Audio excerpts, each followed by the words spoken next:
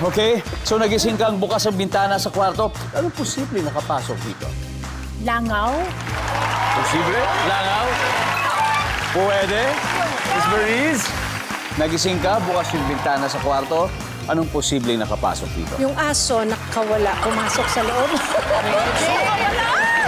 Ang taas tumalon ng aso. Nandiyan may aso. Wala.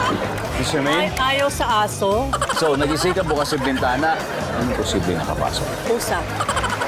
Diba? Ayaw sa aso eh. Mas mataas tumalon yung mga pusa eh. Pwede. Pusa! Pwede. Miss Jackie Lou, nagising ka, bukas yung bintana sa kwarto. Ano kayang posibleng nakapasok? Nakapasok. Paru-paro. Pwede. Pwede, Sana. diba? Paro-paro. Kasama na sa insekto yun. Kasama sa insekto. Okay, Apo Hiking, pwede na kayo mag-usap-usap para sa inyong steal answer. There we go. Nagising ka, bukas yung bintana sa kwarto. Posibleng nakapasok dito, Miss Rachel Ann. Multo. Agad.